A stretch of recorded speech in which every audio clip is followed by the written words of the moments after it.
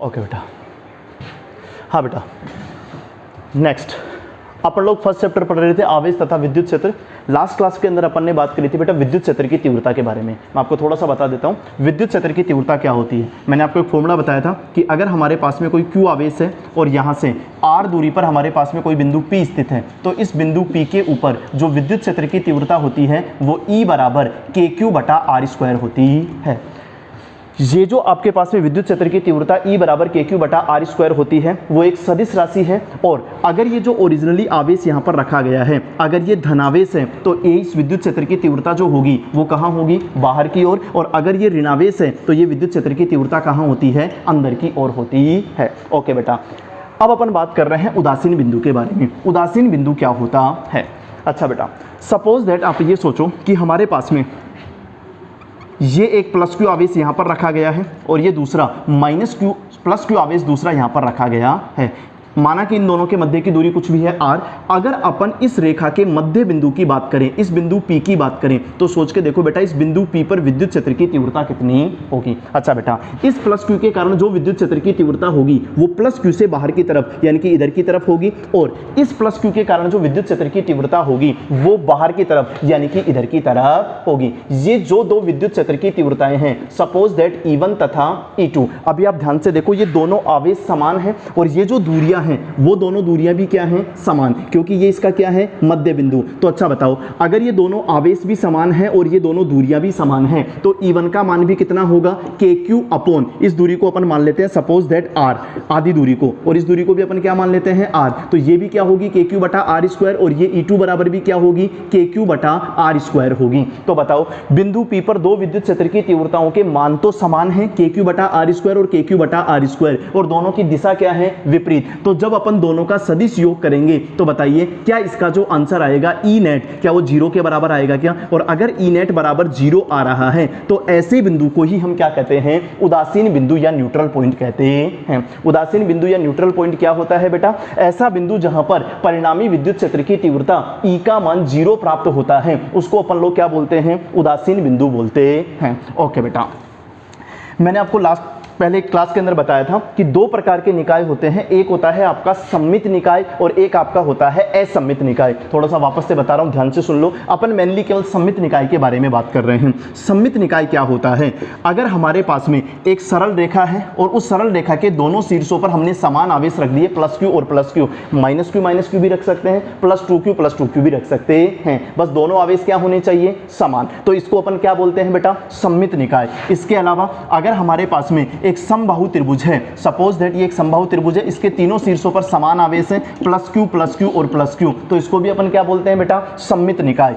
अगर हमारे पास में एक वर्ग है, इस वर्ग के लिए भी चारों शीर्षों पर अपन समान आवेश रख दे +Q, तो ये भी हमारा क्या है, सम्मित निकाय है। इसके बाद में अपन सोचें समपंचभुज, उसके सभी शीर्षों पर समान आवेश हो तो वो भी आपका क्या है, सम्मित निकाय। समषष्ठभुज, तो उसके सभी शीर्षों पर समान आवेश हो तो उसको भी अपन क्या बोलते हैं बेटा, सम्मित निकाय बोलते हैं। जो भी आपके सम्मित निकाय का केंद्र होता है, अब दिमाग से सोचो, ये सम्मित निकाय है सीधी रेखा, तो इसका केंद्र कहाँ होगा, मध्य बिंदु। ये समबाहु त्रिभुज है सम्मित निकाय, तो इसका केंद्र कहाँ होगा, तीनों मध्यिकाओं का कटान बिंदु यहाँ इसका केंद्र होगा। इसी प्रकार एक वर्ग का केंद्र कहाँ होगा, उसके दोनों विकर्णों का कटान बिंदु यहाँ इसका केंद्र होगा। इसी प्रकार आगे अपन समपंचभुज का भी केंद्र देख सकते हैं, समषष्ठभुज का भी केंद्र देख सकते हैं। यदि हमारे पास में कोई सम्मित निकाय है तो हम बिना सोचे समझे बोल सकते हैं कि जो आपके पास में उसका केंद्र होता है उस केंद्र के ऊपर नेट विद्युत क्षेत्र की तीव्रता हमेशा क्या होती है, 0। और अगर उस केंद्र के ऊपर नेट विद्युत क्षेत्र की तीव्रता 0 है तो वो बिंदु हमारा क्या होगा, उदासीन बिंदु होगा। ओके बेटा,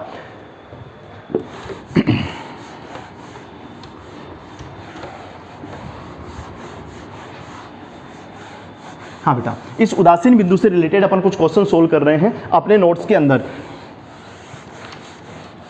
अपन सोल्व कर रहे हैं क्वेश्चन नंबर 30।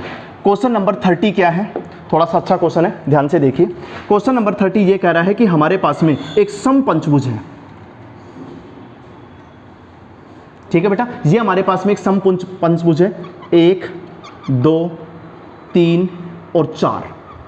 सम पंचभुज के शीर्ष कितने होते हैं 5, लेकिन ये कह रहा है कि इसके जो 4 शीर्ष हैं उन 4 शीर्षों के ऊपर 4 प्लस क्यू आवेश रखे गए हैं, और ये जो इसका केंद्र है इस केंद्र से प्रत्येक शीर्ष की ये जो दूरी है वो है हमारे पास में a। ये जो केंद्र है इस केंद्र के प्रत्येक शीर्ष से जो दूरियां दे रखी है वो हमारे पास में कितनी है बेटा a। तो बताइए इस केंद्र O के ऊपर विद्युत क्षेत्र की तीव्रता का मान कितना होगा। अच्छा क्वेश्चन है, सुनो। अगर हमारे पास में एक सम पंचभुज है, इसके यहाँ पे भी प्लस क्यू है, यहाँ पे भी प्लस क्यू है, यहाँ पे भी प्लस क्यू और यहाँ पे भी प्लस क्यू है, 4 पर तो plus Q plus Q plus Q है। अगर इस 5वें शीर्ष के ऊपर भी प्लस क्यू आवेश होता तो ये एक सममित निकाय बन जाता और अपन डायरेक्टली बोल सकते थे कि बिंदु O या केंद्र के ऊपर विद्युत क्षेत्र की तीव्रता क्या होगी 0। ये मैंने कॉन्सेप्ट आपको बताया है, लेकिन यहाँ पर प्रॉब्लम ये है कि इसने 4 शीर्षों पर तो प्लस क्यू आवेश रख दिए, 5वां शीर्ष इसने क्या कर दिया, खाली छोड़ दिया, वहां पर कोई आवेश नहीं है। हाँ बेटा, तो अब अपन केंद्र पर विद्युत क्षेत्र की तीव्रता कैसे निकालें। 0 तो नहीं होगी, 0 कब होती, जब 5 शीर्षों के ऊपर plus Q plus Q plus Q आवेश होते हैं, लेकिन 5वां शीर्ष खाली है, वहां पर आवेश कितना है 0। तो अब अपन लोग केंद्र पर विद्युत क्षेत्र की तीव्रता कैसे ज्ञात करें। अपन लोग एक काम करते हैं बेटा, जो आपके पास में ये 5वां शीर्ष खाली है वहां पर अगर 0 आवेश है तो हम ये कल्पना कर सकते हैं कि एक तो हम यहां पर क्या मान ले बेटा प्लस क्यू, और एक अपन क्या मान ले माइनस क्यू। देख लो बेटा, plus Q minus Q, total हमारे पास में शीर्ष पर आवेश कितना हो गया 0। अब आप ध्यान से देखो, हमारे पास में सम पंचभुज के 5 शीर्ष हैं, लेकिन यहां पर आवेश कितने हैं 6। 4 प्लस क्यू तो पहले से थे, 1 प्लस क्यू और 1 माइनस क्यू अपन ने अपनी तरफ से मान लिया, तो टोटल आवेश क्या है 6। अगर अपन इन 6 आवेशों के कारण केंद्र पर नेट विद्युत क्षेत्र की तीव्रता की बात करें तो वो कितनी होगी। अच्छा बेटा, इन 6 में से अगर मैं ये 5 आवेश ले लूं शीर्ष वाले, plus Q plus Q plus Q और प्लस क्यू, तो बताइए बेटा इन 5 के कारण तो केंद्र पर विद्युत क्षेत्र की तीव्रता क्या हो जाएगी 0। एक बार के लिए उस माइनस क्यू को छोड़ दो। अब बताओ, अगर 5 शीर्षों पर plus Q plus Q plus Q है तो 5 के कारण केंद्र पर विद्युत क्षेत्र की तीव्रता क्या हो गई 0। तो अपन ने, मैंने 5 का आंसर एक साथ लिख दिया है 0, 5 का तो कितना हो गया 0। चलो, इन 5 आवेशों का 0 हो गया तो इसको तो छोड़ दो। अब अपने पास में केवल एक ही आवेश बचा, कितना माइनस क्यू। इस माइनस क्यू के कारण केंद्र पर विद्युत क्षेत्र की तीव्रता ज्ञात कर लो, वही हमारा नेट आंसर होगा। अच्छा बेटा, अगर बताइए इस शीर्ष के ऊपर माइनस क्यू आवेश रखा गया है और वहां कोई बिंदु ए दूरी के ऊपर स्थित है, तो माइनस क्यू आवेश के कारण इस बिंदु पर विद्युत क्षेत्र की तीव्रता कितनी होगी, कितनी होगी के Q अपॉन ए स्क्वायर। यही होगी बेटा, Q आवेश के कारण विद्युत क्षेत्र की तीव्रता कितनी होती है KQ बटा ए स्क्वायर। यहां ये जो माइनस है वो केवल इतना बता रहा है कि इस बिंदु O पर ये जो विद्युत क्षेत्र की तीव्रता होगी वो उस आवेश के सापेक्ष अंदर की तरफ होगी, यानी कि इस दिशा में होगी। तो बिंदु O के ऊपर विद्युत क्षेत्र की तीव्रता उस खाली शीर्ष, ये ओरिजिनली ये शीर्ष खाली था, उस खाली शीर्ष की तरफ होगी, और वो कितनी होगी EO बराबर KQ अपॉन आर स्क्वायर के बराबर ही होगी। सुनो बेटा, वापस से ध्यान से सुनो, हमारे पास में क्या था सम पंचभुज। क्वेश्चन में हमें केवल 4 शीर्षों पर 4 प्लस क्यू आवेश दिए गए थे, 5वां शीर्ष जो था हमारे पास में वो क्या था खाली, उसके ऊपर कोई आवेश नहीं था। तो जो खाली शीर्ष था उसके ऊपर 0 आवेश है, तो हमने अपनी तरफ से एक प्लस क्यू मान लिया और एक क्या मान लिया माइनस क्यू। अरे बेटा, plus Q minus Q total तो कितना हो गया 0। अब हमारे पास में आवेश कितने हो गए 6। हमें सबके कारण नेट विद्युत क्षेत्र की तीव्रता ज्ञात करनी है। तो ये जो 5 प्लस क्यू थे 5 शीर्षों पर, उन्होंने तो मिलकर के क्या बना लिया एक सममित निकाय, और सममित निकाय के केंद्र पर 5 के कारण विद्युत क्षेत्र की तीव्रता क्या हो गई 0। तो ये 5 तो किस में चले गए बेटा 0 में, और हमारे पास में केवल क्या बचा माइनस क्यू। इस माइनस क्यू के कारण केंद्र पर विद्युत क्षेत्र की तीव्रता माइनस क्यू है, तो माइनस क्यू के कारण कहां होगी अंदर की तरफ, और वो कितनी होगी KQ बटा ए स्क्वायर के बराबर होगी।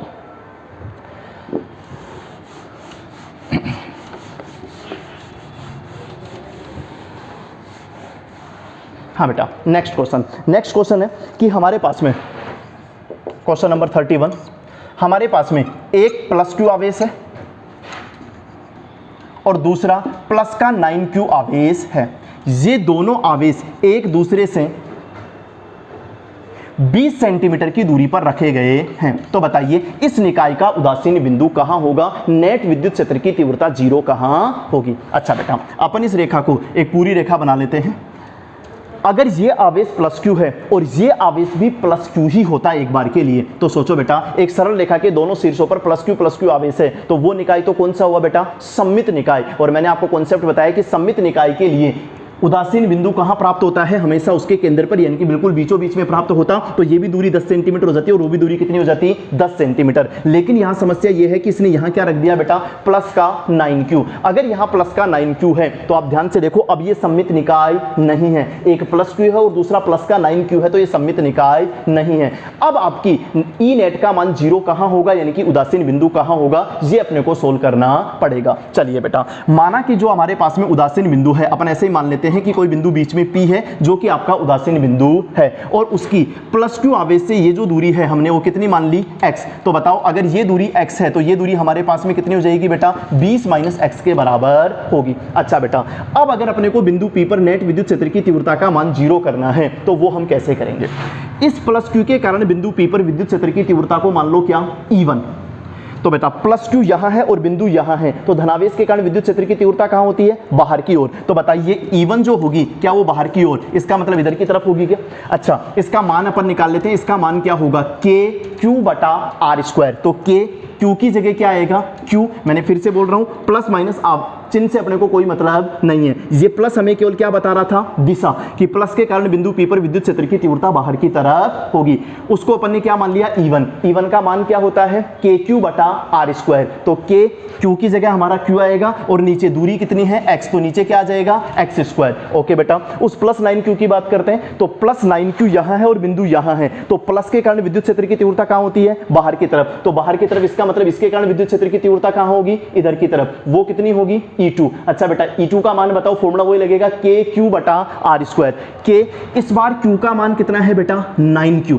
Q की जगह कितना आएगा बेटा? 9q, और डिवाइडेड बाई दूरी कितनी आ जाएगी? 20 माइनस x। तो नीचे क्या आ जाएगा बेटा? 20 माइनस x का स्क्वायर। ओके बेटा, अच्छा हमें क्या प्राप्त करना था? उदासीन बिंदु। तो बताइए उदासीन बिंदु की शर्त क्या होती है? ई नेट का मान क्या होना चाहिए? 0। अच्छा बेटा, इतना तो आपको आना चाहिए।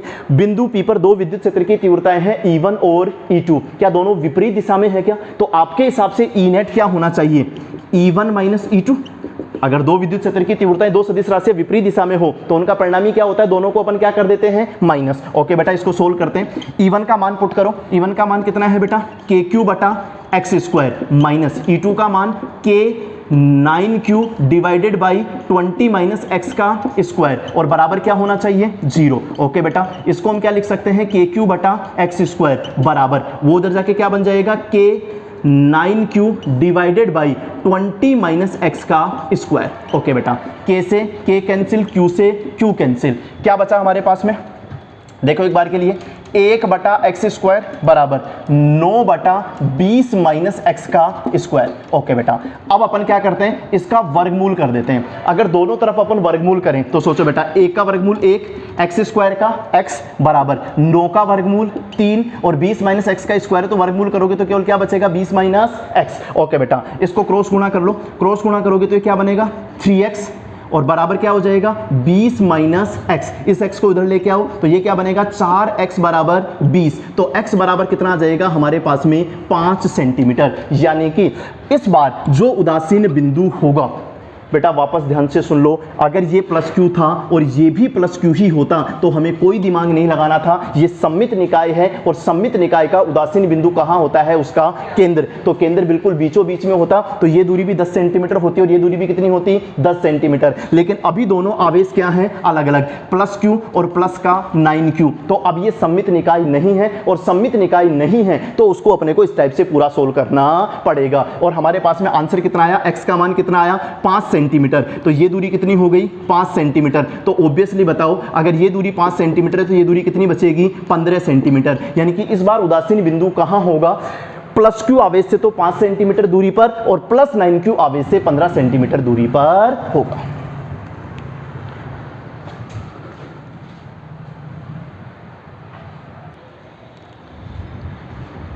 हाँ बेटा, नेक्स्ट टॉपिक है अपने पास में विद्युत बल रेखाएं, that is electric lines of force ELF। हाँ बेटा, विद्युत बल रेखाएं क्या होती है? सुनो बेटा, सपोज दैट हमारे पास में यहाँ कोई Q आवेश है, तो बताइए, अभी अभी मैंने आपको बताया था लास्ट टॉपिक में कि हर आवेश के चारों तरफ एक क्षेत्र उत्पन्न हो जाता है और उस क्षेत्र को हम लोग क्या कहते हैं, विद्युत क्षेत्र कहते हैं। जैसे अगर अपन बात करें अंधेरे के अंदर अपन बल्ब जला दें तो बल्ब के चारों ओर जो क्षेत्र उत्पन्न हो जाता है उस क्षेत्र को अपन क्या बोलते हैं, प्रकाश क्षेत्र। वैसे ही अगर अपन द्रव्यमान, पृथ्वी का द्रव्यमान होता है, अगर अपन बात करें द्रव्यमान के चारों ओर यानी कि पृथ्वी के चारों ओर, तो जो क्षेत्र उत्पन्न हो रहा है उसको अपन क्या बोलते हैं, गुरुत्वाकर्षण क्षेत्र। ऐसे ही अगर हमारे पास में कोई बिंदुवत आवेश है या कोई भी आवेश है तो उस आवेश के चारों ओर जो क्षेत्र उत्पन्न होता है उसको अपन लोग क्या बोलते हैं बेटा, विद्युत क्षेत्र।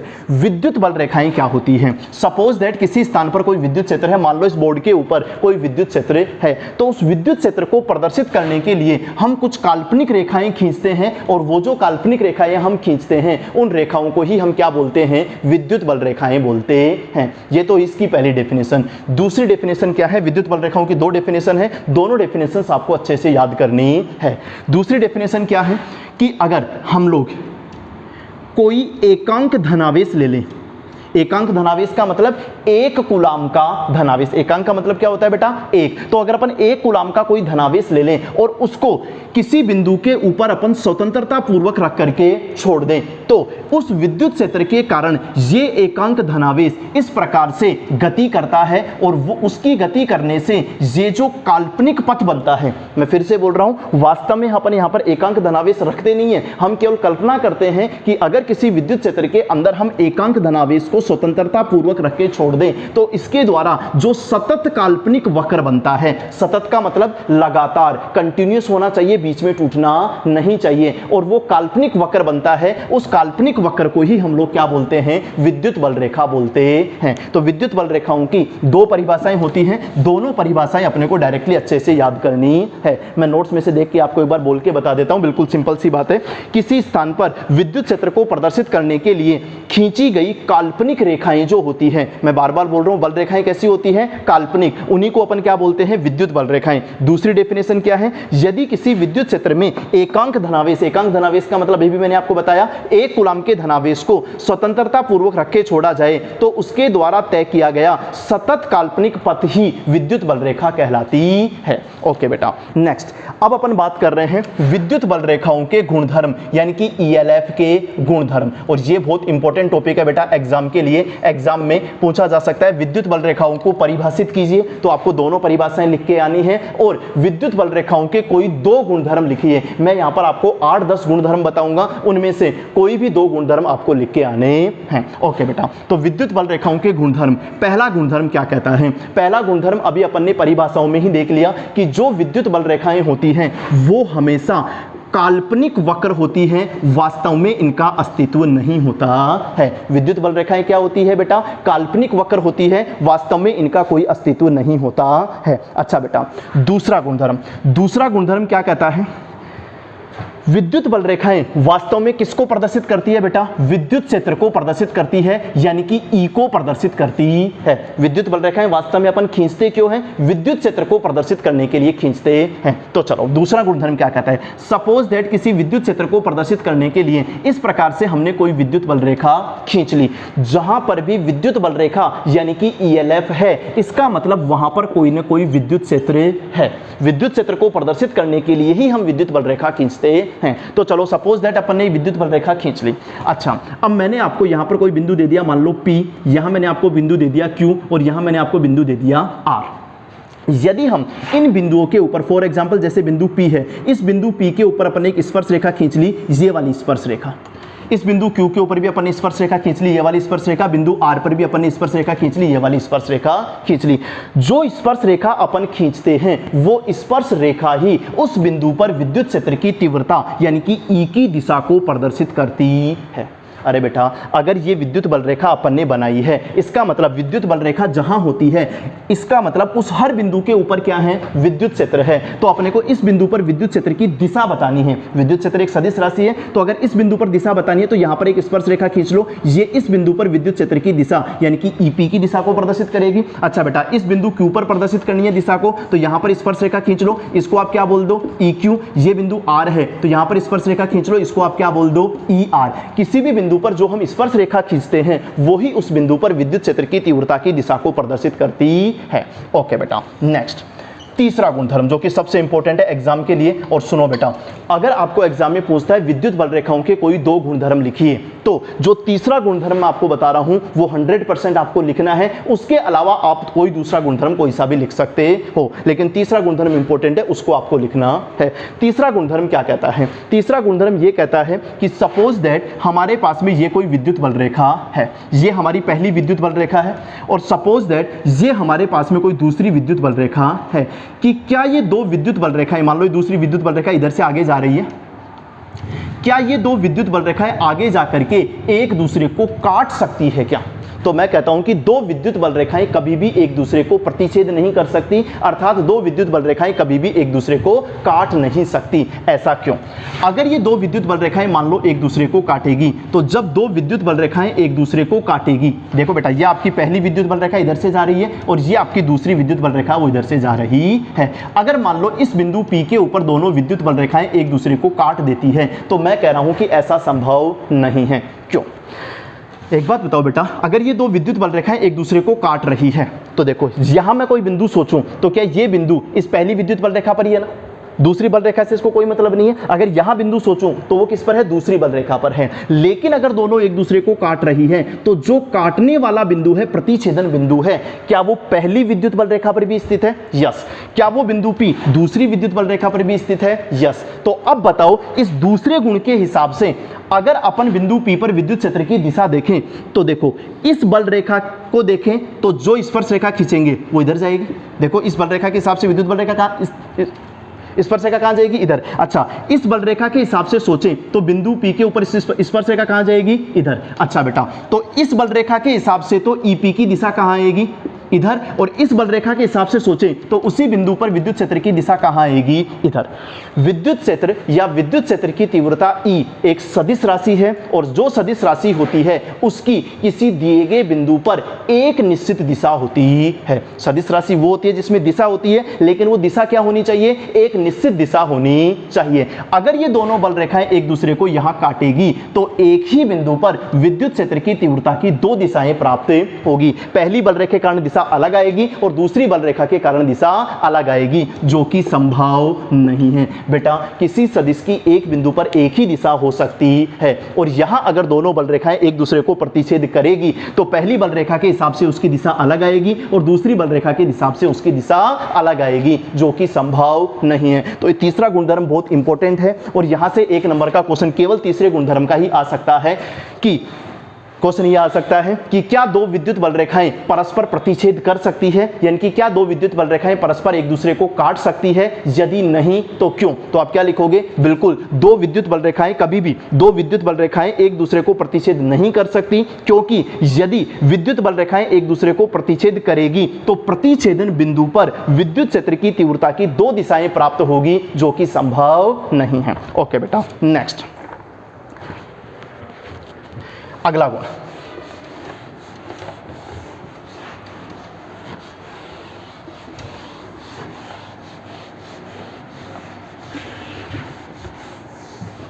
हाँ बेटा, विद्युत बल रेखाओं से संबंधित अगला गुण, चौथा गुण क्या है?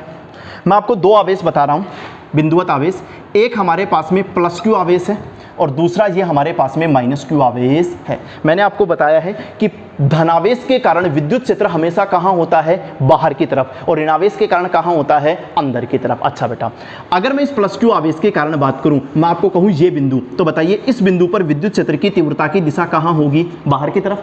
अच्छा, इस बिंदु के ऊपर बात करूं तो विद्युत क्षेत्र की तीव्रता कहाँ होगी? इस आवेश के सापेक्ष बाहर की तरफ। तो बताओ क्या विद्युत क्षेत्र की तीव्रता की दिशा इधर की तरफ होगी क्या? यहां बात करूं तो विद्युत क्षेत्र की तीव्रता की दिशा इधर होगी, यहां बात करूं तो विद्युत क्षेत्र की तीव्रता की दिशा इधर होगी। यहां बात करूं तो पहले इस आवेश और बिंदु के सापेक्ष सोचें तो इसके अनुदिश बाहर की तरफ यानी कि इधर की तरफ होनी चाहिए। तो अगर अपन धनावेश के कारण बात करें तो विद्युत क्षेत्र क्या आवेश से बाहर की तरफ होता है क्या? तो देख लो, सभी बिंदुओं के ऊपर विद्युत क्षेत्र की तीव्रता की दिशा, तीर आपको कहां दिख रहे हैं? बाहर की तरफ। अच्छा बेटा, ऋणावेश की बात करो तो सभी बिंदुओं पर विद्युत क्षेत्र की तीव्रता की दिशा कहां होनी चाहिए? अंदर की तरफ होनी चाहिए।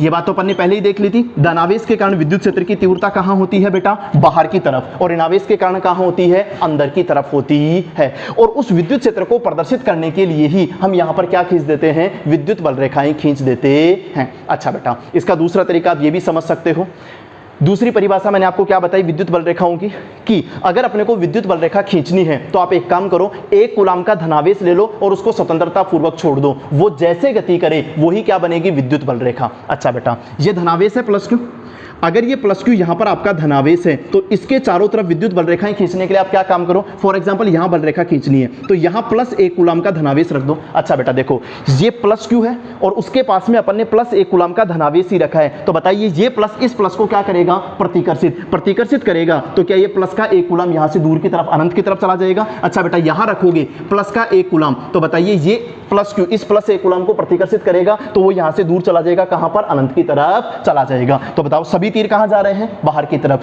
अच्छा, इसके अंदर अपन देखें तो ये हमारे पास में क्या है बेटा, माइनस क्यू। अगर मैं यहां प्लस 1 कूलम्ब का धनावेश रख दूं तो बताओ कहां गति करेगा, ये आपका माइनस क्यू और उसके पास में प्लस 1 कूलम्ब का धनावेश है, तो ये माइनस उस प्लस को क्या करेगा, आकर्षित। तो बताओ वो प्लस 1 कूलम्ब का धनावेश क्या अंदर की तरफ आएगा, तो विद्युत बल रेखा कहां बनेगी, अंदर की तरफ। अच्छा बेटा, इस प्लस 1 कूलम्ब को यहां रख के सोचो, अब बताओ ये प्लस 1 कूलम्ब यहाँ है और ये माइनस क्यू है, तो माइनस क्यू प्लस 1 कूलम्ब को क्या करेगा, आकर्षित, तो वो भी कहां पर आएगा, अंदर की तरफ। इसीलिए अगर हम एक बिंदुवत धनावेश की बात करें तो किसी धनावेश के कारण जो विद्युत बल रेखाएं बनती है वो उस आवेश से निकल करके, देखो स्टार्ट कहां से हो रही है, आवेश में से, और कहां जा रही है, अनंत की तरफ जा रही है। और अगर अपन किसी ऋणावेश की बात करें तो विद्युत बल रेखाएं अनंत से आती है और किसके अंदर प्रवेश करती है, माइनस क्यू आवेश में प्रवेश करती है। ये भी बहुत इंपॉर्टेंट चीज है, ध्यान से सुन लो बेटा। धनावेश के कारण विद्युत क्षेत्र हमेशा कहां होता है, बाहर की तरफ, और ऋणावेश के कारण कहां होता है, अंदर की तरफ। ये बात मैंने आपको बता दी थी, वही चीज विद्युत बल रेखाओं में है। धनावेश के कारण विद्युत बल रेखाएं हमेशा क्या होती है, बाहर निकलती हैं। धनावेश में से विद्युत बल रेखा हमेशा क्या होती है, बाहर निकलती है, और ऋणावेश में विद्युत बल रेखा हमेशा क्या करती है, प्रवेश करती है। याद कर लेना इस चीज को, कभी भी ऋणावेश से विद्युत बल रेखा बाहर नहीं निकल सकती और धनावेश में विद्युत बल रेखा प्रवेश नहीं कर सकती।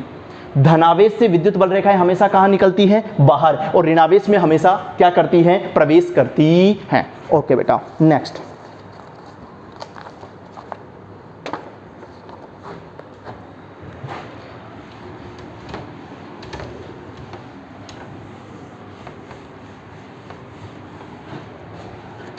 हाँ बेटा, 5वां गुणधर्म।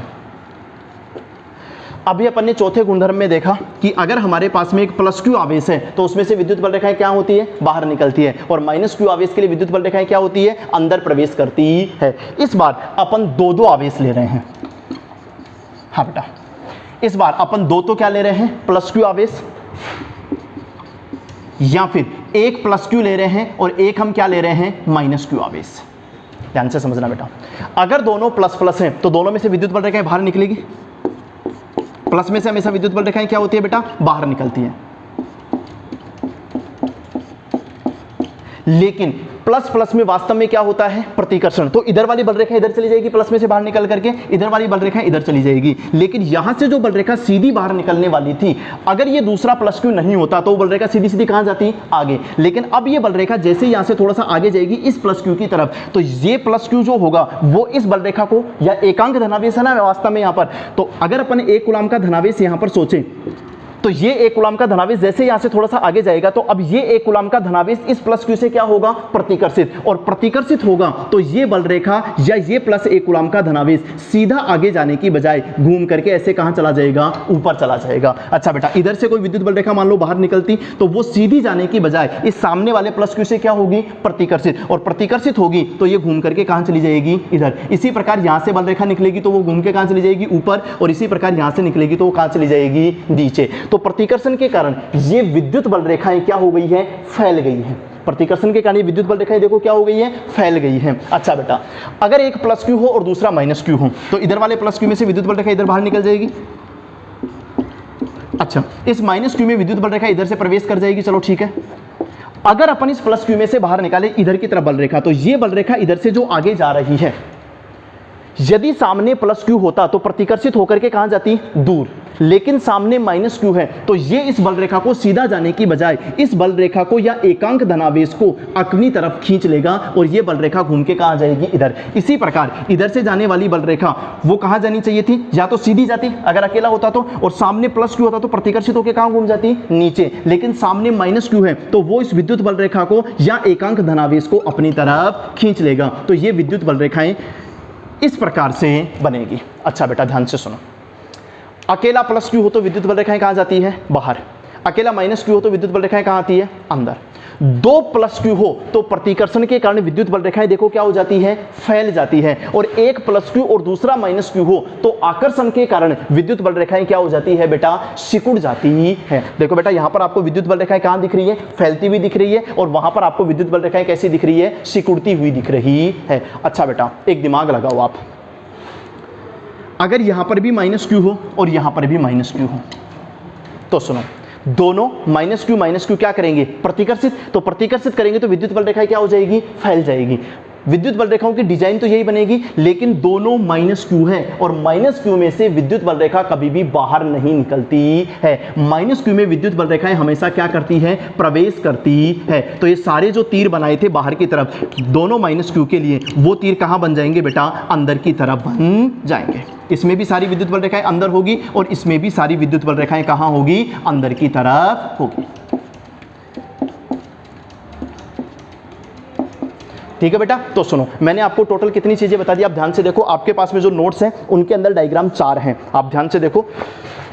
गुणधर्म नंबर 4, गुणधर्म नंबर 4 के अंदर एक प्लस क्यू है तो अकेले प्लस क्यू की विद्युत बल रेखाएं कहां बनाओगे? आवेश में से निकलकर बाहर की तरफ यानी कि अनंत की तरफ। अच्छा अकेले माइनस क्यू के लिए कहां बनाओगे? अनंत से आवेश की तरफ। प्लस क्यू में से हमेशा विद्युत बल रेखाएं कहां निकलती है? बाहर। चौथे गुणधर्म में देख लो आराम से डायग्राम के अंदर, प्लस क्यू में से विद्युत बल रेखाएं हमेशा कहां निकलती है? बाहर। और माइनस क्यू में हमेशा क्या करती है? प्रवेश। अच्छा अगर दो एक साथ आ जाए तो, अगर दो एक साथ जो आ रहे हैं वो समान प्रकृति के हैं, समान प्रकृति के मतलब या तो दोनों प्लस प्लस या दोनों माइनस माइनस, तो विद्युत बल रेखा इस तरह से क्या हो जाएगी? फैल जाएगी प्रतिकर्षण के कारण। और अगर दोनों विपरीत प्रकृति के हैं, एक प्लस क्यू और दूसरा माइनस क्यू, तो आकर्षण के कारण एक दूसरे से सिकुड़ जाएगी और प्लस क्यू से निकल करके माइनस क्यू में प्रवेश कर जाएगी।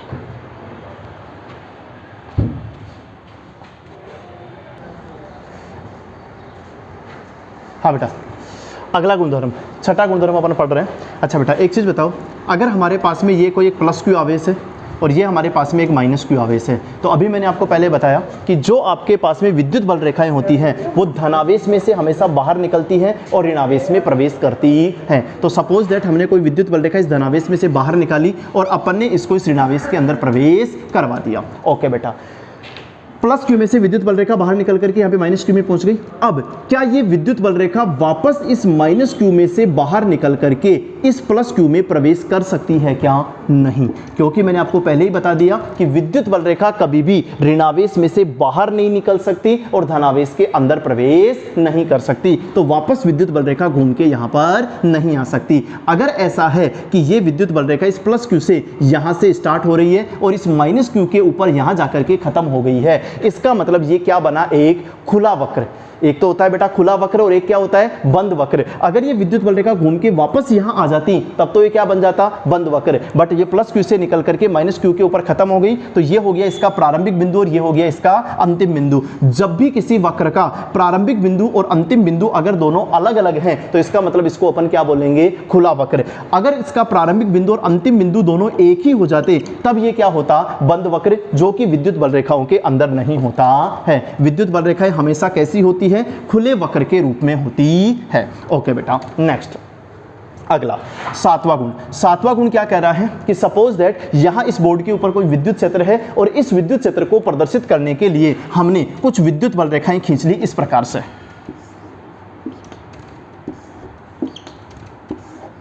अगर अपन ने ये विद्युत बल रेखाएं इस प्रकार से खींच रखी है, यहां पर अपन एक बिंदु मान लेते हैं A और यहां अपन बिंदु मान लेते हैं B, तो सातवीं विशेषता क्या कहती है कि किसी भी स्थान के ऊपर विद्युत बल रेखाओं यानी कि ELF की सघनता जो होती है वो उस बिंदु पर विद्युत क्षेत्र की तीव्रता E के समानुपाती होती है। यानी कि जिस बिंदु पर विद्युत बल रेखाएं ज्यादा पास पास में होगी वहां विद्युत क्षेत्र की तीव्रता भी क्या होगी? ज्यादा। और जहां विद्युत बल रेखाएं दूर दूर होगी होगी, वहां विद्युत क्षेत्र की तीव्रता क्या होगी, कम। तो इस डायग्राम को देखो बेटा, अगर बिंदु ए पर बात करें तो देखो आपको विद्युत बल रेखा एक दूसरे के कहां दिख रही है, पास पास में, और वही विद्युत बल रेखा बिंदु बी पर देखे तो एक दूसरे से क्या हो गई है, दूर दूर हो गई है। तो इसका मतलब हम ये बोल सकते हैं कि बिंदु ए पर विद्युत क्षेत्र की तीव्रता बिंदु बी पर विद्युत क्षेत्र की तीव्रता से क्या होगी, ज्यादा होगी। ओके बेटा, नेक्स्ट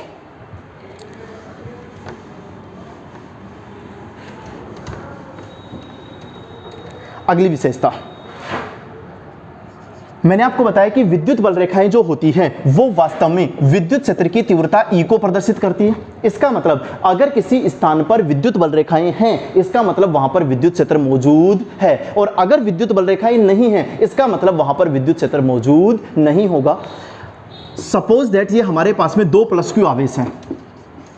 इन दोनों प्लस क्यू आवेशों के लिए अगर हम मध्य बिंदु की बात करें तो मैंने आपको बताया था कि ये आपका क्या है, एक सममित निकाय है। दो प्लस क्यू एक सरल रेखा के दोनों शीर्षों पर रखे हुए हैं, तो ये एक सममित निकाय है, और इस सममित निकाय का ये जो मध्य बिंदु होगा वहां पर विद्युत क्षेत्र की तीव्रता E बराबर क्या होगी, 0। और अगर यहां पर E बराबर 0 है, यानी कि विद्युत क्षेत्र नहीं है, तो यहां पर विद्युत बल रेखा भी स्थित नहीं हो सकती। ऐसा कोई भी बिंदु या ऐसा कोई भी क्षेत्र, एक मिनट, क्षेत्र की बात करते हैं, ये तो बिंदु था।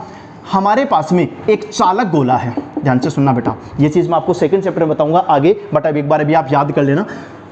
एक तो होता है चालक और एक होता है कुचालक। सभी धातुएं जैसे सोना, चांदी, कॉपर, लोहा, ये सब के सब क्या होते हैं बेटा, चालक। और अगर अपन कुचालक की बात करें तो लकड़ी, प्लास्टिक, रबर, ये सब क्या होते हैं, कुचालक होते हैं। जो आपके पास में चालक होता है, सपोज दैट ये हमारे पास में दो ठोस गोले हैं, एक तो है हमारे पास में क्या, चालक, और एक है आपके पास में क्या, कुचालक। यदि किसी चालक को हम आवेश प्रदान करें, मान लो Q आवेश, तो किसी चालक को प्रदान किया गया आवेश जो होता है वो हमेशा उसकी सतह के ऊपर ही वितरित होता है। इसका रीजन मैं आपको आगे बताऊंगा सेकंड चैप्टर में, अभी आप जस्ट याद कर लेना। ये भी अंदर से भरा हुआ है, ठोस है, और वो कुचालक भी अंदर से भरा हुआ है, ठोस है, लेकिन अगर अपन इसको Q आवेश प्रदान करते हैं तो ये आवेश इस कुचालक पदार्थ के अंदर वितरित हो जाता है। चालक को प्रदान किया गया आवेश, देखो अंदर से दोनों भरे हुए हैं, एक सपोज दैट आपके पास में लोहे की बॉल है अंदर से भरी हुई, और एक आपके पास में लकड़ी की बॉल है। लोहे की बॉल क्या है, चालक, इसको कुछ आवेश प्रदान करोगे तो वो आवेश कहां रहेगा, सतह पर। और अगर प्लास्टिक या लकड़ी की बॉल कुचालक को आवेश प्रदान करोगे तो वो कहां रहेगा, उसके अंदर। चालक की ये विशेषता होती है कि उसके अंदर ना तो कोई आवेश होता है, देखो सारा का सारा आवेश कहां है, बाहर, उसके अंदर आवेश भी क्या होता है, देखो 0, और उसके अंदर विद्युत क्षेत्र भी क्या होता है, 0। कुचालक के अंदर आवेश भी होता है और विद्युत क्षेत्र भी होता है। चलो अपने को उससे मतलब नहीं है अभी कुचालक से। चालक गोले के अंदर हमेशा आवेश भी नहीं होता है और विद्युत क्षेत्र भी नहीं होता है, और अगर यहां विद्युत क्षेत्र नहीं है तो वहां पर कोई विद्युत बल रेखा नहीं हो सकती। तो सुनिए बेटा, सातवीं विशेषता क्या कहती है कि किसी उदासीन बिंदु, फॉर एग्जांपल 2 प्लस क्यू है, तो इनका ये जो मध्य बिंदु होगा वहां E बराबर क्या होगा, 0, और ये हमारा क्या होगा बेटा, उदासीन बिंदु होगा। इस बिंदु के ऊपर विद्युत क्षेत्र 0 है, और अगर अपन चालक गोले के अंदर बात करें तो इस पूरे क्षेत्र में भी विद्युत क्षेत्र क्या है, 0। तो ऐसा बिंदु या ऐसा क्षेत्र जहां E बराबर 0 होता है उसको हम क्या बोलते हैं, उदासीन बिंदु या उदासीन क्षेत्र बोलते हैं। और अगर यहां विद्युत क्षेत्र नहीं है तो यहां से कोई विद्युत बल रेखा नहीं गुजर सकती, यहां कोई विद्युत बल रेखा नहीं होगी। ओके बेटा,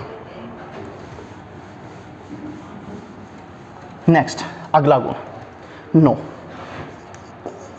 ये भी इंपॉर्टेंट है बेटा, ध्यान से समझिए। सपोज दैट ये हमारे पास में कोई चालक है। अच्छा बेटा, पहली चीज तो ये कि अगर ये चालक है तो इस चालक को जो अपन आवेश प्रदान करेंगे, सपोज दैट अपन ने इसको धनावेश प्रदान कर दिया प्लस क्यू, तो अभी मैंने आपको बताया कि चालक को प्रदान किया गया आवेश उसके अंदर जाने की बजाय कहां रहेगा, उसकी सतह के ऊपर वितरित होगा। अच्छा, सपोज दैट ये हमारे पास में एक चालक गोला है, इसको अपन ने इस बार प्रदान कर दिया मान लो ऋणावेश, तो ये भी कहां वितरित होगा, इसकी सतह के ऊपर वितरित हो गया। अच्छा, धनावेश में अंदर तो कोई विद्युत बल रेखा नहीं होगी, अंदर की तो बात भूल ही जाओ, यहां कोई विद्युत बल रेखा नहीं होगी, यहां पर भी कोई विद्युत बल रेखा नहीं होगी। क्यों नहीं होगी बेटा, क्योंकि ये दोनों क्या है, चालक, और चालक को प्रदान किया गया आवेश कहां रहता है, उसकी सतह के ऊपर। अंदर ना तो कोई आवेश जाता है, देखो सारा का सारा आवेश बाहर है सतह पर, और ना ही कोई विद्युत क्षेत्र होता है। तो जहां विद्युत क्षेत्र नहीं है वहां विद्युत बल रेखा भी नहीं होगी, लेकिन यहां सतह पर और इसके बाहर तो विद्युत क्षेत्र होगा। तो अगर सतह पर और बाहर विद्युत क्षेत्र है तो वहां पर विद्युत बल रेखाएं भी होगी। जो भी विद्युत बल रेखाएं किसी चालक की सतह पर होगी धनावेश से विद्युत बल रेखाएं हमेशा कहाँ निकलती है? बाहर। और ऋणावेश में विद्युत बल रेखाएं हमेशा क्या करती है? प्रवेश। लेकिन जो विद्युत बल रेखाएं किसी सतह से बाहर निकलती है, देखो बेटा धनावेश है तो सभी बिंदुओं से विद्युत बल रेखाएं क्या होगी? बाहर निकलेगी या प्रवेश करती हैं। किसी चालक की सतह से विद्युत बल रेखाएं चाहे बाहर निकले चाहे प्रवेश करें, वो उस सतह के ऊपर हमेशा क्या रहती है? लंबवत रहती है, यानी कि हमेशा कोण कितना बनाती है? 90 डिग्री का कोण बनाती है। देखो यहां पर ये कोण कितना बन रहा है? 90। और यहां पर भी ये कोण कितना बन रहा है? 90। ये सबसे इंपॉर्टेंट चीज है। सपोज दैट मैं यहां कोई विद्युत बल रेखा बना दूं इस प्रकार से, और ये विद्युत बल रेखा अपन ने इधर की तरफ बना दी।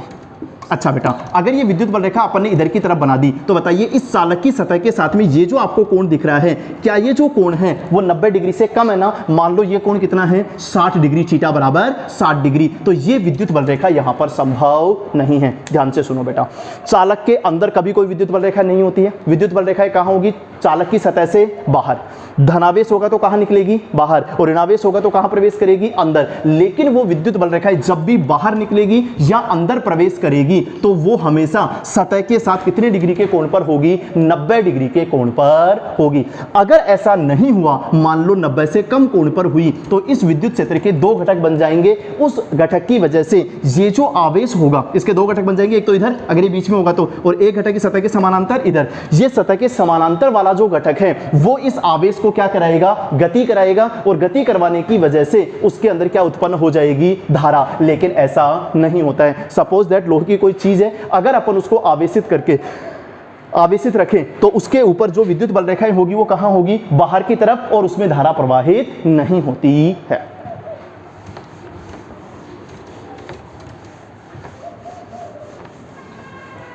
हाँ बेटा, लास्ट गुणधर्म, 10वां गुणधर्म, जो आपकी विद्युत बल रेखाएं होती हैं। 10वां गुणधर्म मैंने आपको पहले ही बता दिया कि जो विद्युत बल रेखाएं होती हैं वो धनावेश से हमेशा कहां निकलती हैं? बाहर निकलती हैं, और ऋणावेश में हमेशा प्रवेश करती हैं। ये बात आप अच्छे से याद कर लेना। इसका उल्टा कभी भी संभव नहीं होगा, यानी कि धनावेश में विद्युत बल रेखा प्रवेश कर जाए ऐसा कभी नहीं हो सकता, और ऋणावेश में से विद्युत बल रेखा बाहर निकल जाए ऐसा कभी भी नहीं हो सकता। रीजन भी अच्छे से समझ लो, ऐसा क्यों होता है? क्योंकि धनावेश के कारण उत्पन्न विद्युत क्षेत्र, मैंने बार बार बताया, कहां होता है? बाहर की तरफ। तो विद्युत बल रेखाएं भी कहां निकलेगी? बाहर। ऋणावेश के कारण विद्युत क्षेत्र हमेशा कहां होता है? अंदर की तरफ। तो विद्युत बल रेखाएं भी कहां होगी? अंदर की तरफ होगी। तो ये मैंने आपको विद्युत बल रेखाओं की परिभाषा, दो परिभाषाएं हैं, दोनों परिभाषाएं आपको अच्छे से याद करनी है, और टोटल मिलाकर के 10 गुणधर्म बताए हैं। ये सारे के सारे गुणधर्म भी आपको अच्छे से याद करने हैं। हाँ बेटा, नेक्स्ट, अभी अपन ने जो टॉपिक पढ़ा था विद्युत बल रेखाएं, उनसे रिलेटेड अपन ने 10 गुणधर्म पढ़े थे। उनसे रिलेटेड अपन ये क्वेश्चन सोल्व कर रहे हैं। क्वेश्चन ये है कि निम्न में से कौन से क्षेत्र में विद्युत बल रेखाओं को सही प्रदर्शित करते हैं अथवा नहीं। मैंने आपके सामने विद्युत बल रेखाओं के टोटल 5 पैटर्न बनाए हैं, 1, 2, 3, 4 और 5। आपको बताना है कि इनमें से कौन से प्रतिरूप यानी कि कौन से पैटर्न बिल्कुल सही है और कौन से पैटर्न गलत हैं। जो सही है उसकी कोई दिक्कत नहीं है, जो पैटर्न गलत है आपको उसका रीजन भी बताना है कि वो पैटर्न गलत क्यों है। अच्छा बेटा, इस चीज को अपन कैसे डिसाइड करेंगे? अपने विद्युत बल रेखाओं के टोटल मिला के 10 गुणधर्म पढ़े हैं। यदि कोई प्रतिरूप उन सभी गुणधर्मों का सही अनुपालना कर रहा है तब तो वो प्रतिरूप क्या है? सही है। और अगर उन 10 में से किसी एक भी गुणधर्म को उसने सही अनुपालना नहीं की तो वो प्रतिरूप सही नहीं होगा। अच्छा बेटा, अपन देखते हैं पहला। इस पहले डायग्राम के अंदर देखो, ये एक धनावेश है, इस प्लस में से विद्युत बल रेखाएं बाहर निकल करके इस माइनस में प्रवेश कर रही है, और फिर इस माइनस में से बाहर निकल करके प्लस में प्रवेश कर रही है। ध्यान से सुनिए बेटा, ये जो ऊपर का पैटर्न बनाया हुआ है, अगर ये डायग्राम यहीं तक होता तो ये पैटर्न बिल्कुल सही था, क्योंकि बिल्कुल प्लस में से विद्युत बल रेखाएं बाहर निकलती है, मैंने आपको बताया है। और चाहे तो आप लास्ट वाला 10वां गुणधर्म देख लो, प्लस में से विद्युत बल रेखाएं हमेशा बाहर निकलती है और माइनस में प्रवेश करती हैं। तो देखो, प्लस में से बाहर निकल करके माइनस में प्रवेश कर रही है, ये तो सही है। लेकिन अब यहां देखो, वापस माइनस में से विद्युत बल रेखाएं बाहर निकल रही है और प्लस में प्रवेश कर रही है, तो ऐसा संभव नहीं है। माइनस में से विद्युत बल रेखाएं बाहर नहीं निकल सकती और प्लस में प्रवेश नहीं कर सकती। तो ये पैटर्न क्या हुआ? गलत। और उसका रीजन क्या लिखोगे आप? ये वाला, कि कभी भी ऋणावेश में से विद्युत बल रेखा या ELF बाहर नहीं निकल सकती और धनावेश में प्रवेश नहीं कर सकती। ओके बेटा, दूसरा, ये जो पैटर्न है उसके अंदर एक चालक गोला है और इस चालक गोले के अंदर विद्युत बल रेखाएं इस प्रकार से इसके अंदर से गुजर रही है। ये पैटर्न भी गलत है। सोचो बेटा, ये पैटर्न गलत क्यों है? क्योंकि मैंने आपको बताया है कि जो चालक होता है, अगर यहां कुचालक होता तो ये चल सकता था, लेकिन जो चालक होता है उसके अंदर ना तो कोई आवेश होता है और ना ही कोई विद्युत क्षेत्र होता है। अपन बात कर रहे हैं मेनली विद्युत क्षेत्र के लिए, तो बताइए चालक के अंदर विद्युत क्षेत्र क्या होता है? जीरो। और जहां विद्युत क्षेत्र जीरो होता है इसका मतलब विद्युत क्षेत्र नहीं है, वहां विद्युत बल रेखा भी नहीं हो सकती। तो यहां पर चालक के अंदर से विद्युत बल रेखा गुजर रही है जो कि संभव नहीं है। वापस ध्यान से सुनो, चालक के अंदर विद्युत क्षेत्र क्या होता है? जीरो। और जहां विद्युत क्षेत्र जीरो होता है यानी कि विद्युत क्षेत्र नहीं होता है, वहां से विद्युत बल रेखा भी नहीं गुजर सकती, जबकि यहां पर इस चालक के अंदर से विद्युत बल रेखा गुजर रही है जो कि संभव नहीं है। ओके बेटा, तीसरा डायग्राम, तीसरे डायग्राम के अंदर एक चालक है और उसके अंदर विद्युत बल रेखा इस प्रकार से प्रदर्शित की गई है। ये विद्युत बल रेखा इस चालक के अंदर से तो नहीं गुजर रही है, आपके नोट्स में जो डायग्राम है वो थोड़ा सा गलत है। ये विद्युत बल रेखा यहाँ पर बिल्कुल बीचों बीच में बनाई गई है, उसको आप थोड़ा सा चेंज कर लेना, इस विद्युत बल रेखा आप थोड़ा सा ऊपर से बनाना। अच्छा बेटा, लेकिन इस बार ये बात तो सही है कि विद्युत बल रेखा चालक के अंदर से नहीं गुजर रही है, लेकिन फिर भी मैं कह रहा हूं कि ये पैटर्न गलत है। पैटर्न गलत क्यों है? क्योंकि अगर अपन मान लो इस बिंदु के ऊपर यहां एक कोण देखें तो देखो ये वाला जो इस सतह के साथ में कोण बन रहा है, आप ध्यान से देखो, क्या ये कोण 90 डिग्री दिख रहा है क्या? नहीं बेटा, ये जो कोण है आप ध्यान से देख लो, ये वाला जो कोण है वो 90 डिग्री से क्या है? कम। तो चूंकि थीटा का मान 90 डिग्री नहीं है, तो अगर 90 डिग्री नहीं है तो इसका मतलब वो विद्युत बल रेखा संभव नहीं है। आप एक गुणधर्म देखना, सभी विद्युत बल रेखाएं हमेशा चालक की सतह के क्या होनी चाहिए? लंबवत, यानी कि हमेशा कितना कोण बनाना चाहिए? 90 डिग्री का। जबकि देख लो यहां पर ना तो इधर 90 डिग्री का बन रहा है और ना ही इधर 90 डिग्री का बन रहा है। अगर कोण 90 डिग्री नहीं है तो ऐसा प्रतिरूप संभव नहीं है। नेक्स्ट, चौथा प्रतिरूप, इसमें प्लस क्यू है और माइनस क्यू है। ये देखो प्लस क्यू में से विद्युत बल रेखाएं बाहर निकल रही है और इधर ये जो बाहर निकल रही है वो आगे जाकर के या तो अनंत पर जा रही है, जा सकती है, कोई दिक्कत नहीं है, या फिर ये प्लस क्यू में से बाहर निकल करके किसमें प्रवेश कर रही है? माइनस क्यू के अंदर। और प्लस क्यू और माइनस क्यू के अंदर विद्युत बल रेखाएं क्या हो रही है? संपीड़ित भी हो रही है। तो ये पैटर्न बिल्कुल सही है। जो सही पैटर्न है उसका अपने को रीजन नहीं बताना है। नेक्स्ट, पांचवा, ये भी इंपॉर्टेंट है, ध्यान से देखो, यहां पर देखो ये चालक है, देखो चालक के अंदर कोई विद्युत बल रेखा नहीं है, सही बात है। ये विद्युत बल रेखा चालक प्लस में से बाहर निकल रही है और माइनस में प्रवेश कर रही है, ये भी सही है। और इस बार ये ध्यान से देखो, ये जो एंगल बन रहा है वो भी अपने को कितना दिख रहा है? 90 डिग्री का, यानी कि सारी शर्तें सही से अनुपालना हो रही है। लेकिन बीच में मैंने दो वक्र और बना दिए हैं और ध्यान से देखो, ये जो दो वक्र मैंने बनाए हैं वो आपके कैसे बनाए हैं? बंद वक्र मैंने बना दिए हैं। तो अगर आपके पास में विद्युत बल रेखाएं बंद वक्र के रूप में हैं तो ऐसा संभव नहीं है। विद्युत बल रेखाएं हमेशा खुले वक्र के रूप में होती है, बंद वक्र के रूप में नहीं हो सकती, इसलिए ये वाला पैटर्न भी गलत है। सुनो बेटा ध्यान से, अगर ये दो बंद वक्र यहां नहीं बनाए गए होते तो अब कोई दिक्कत नहीं है। देखो प्लस में से बाहर निकल रही है, माइनस में से प्रवेश कर रही है, ये एंगल भी 90 है, ये एंगल भी 90 है और चालक के अंदर कोई विद्युत बल रेखा नहीं है। अब इस स्थिति में ये पैटर्न बिल्कुल सही होता, लेकिन चूंकि अपन ने जो डायग्राम दिया हुआ है कॉपी के अंदर, उसके अंदर दो बंद वक्र और बनाए गए हैं जो कि संभव नहीं है।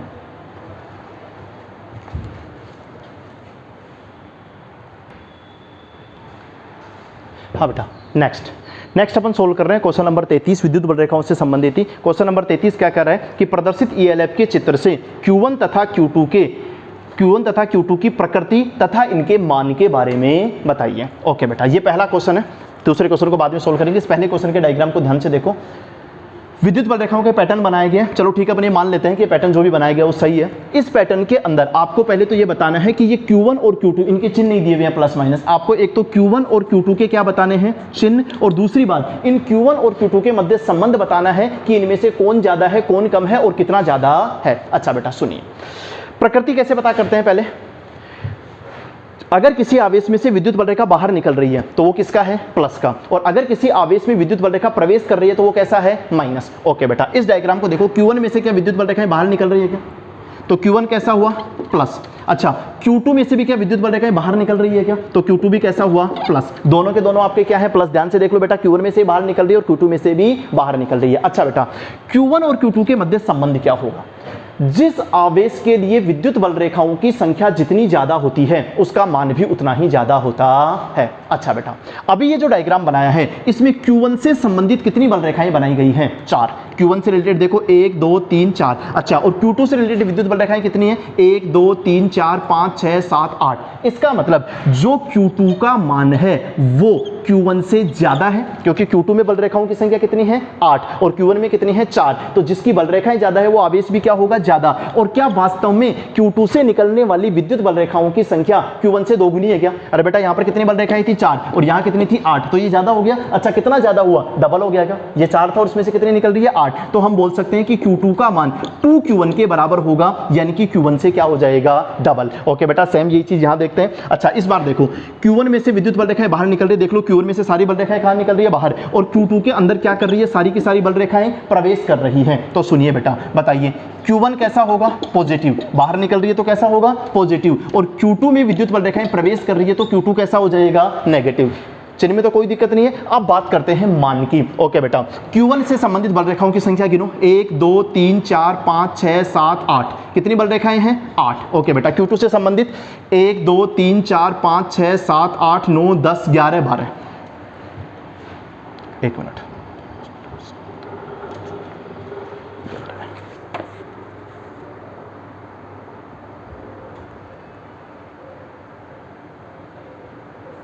हाँ बेटा एक मिनट, इससे संबंधित एक बल रेखा और बनाओ। ये टोटल मिलाकर के हमारे पास में कितनी हो गई है? 12। तो इसका मतलब ये तो समझ में आ रहा है कि वापस से Q2 का मान Q1 से क्या है? ज्यादा। इस बार ये 8 है और इस बार वो कितना है? 12। तो बताओ वो कितना ज्यादा है? Q2 जो है वो Q1 का कितना है? 1.5 गुना। अरे 8 की बजाय 12 कितना हो गया? 1.5 गुना। इसका मतलब इस बार हम लोग क्या बोल सकते हैं? Q2 बराबर 1.5 Q1 के बराबर होगा। अच्छा, अगर यहां पर बल रेखाएं 8 थी और यहां पर भी 8 ही होती तो हम बोल देते कि Q1 और Q2 दोनों का मान क्या होगा? बराबर। किसी आवेश से संबंधित विद्युत बल रेखाओं की संख्या जितनी ज्यादा होती है इसका मतलब उस आवेश का मान भी उतना ही ज्यादा होगा।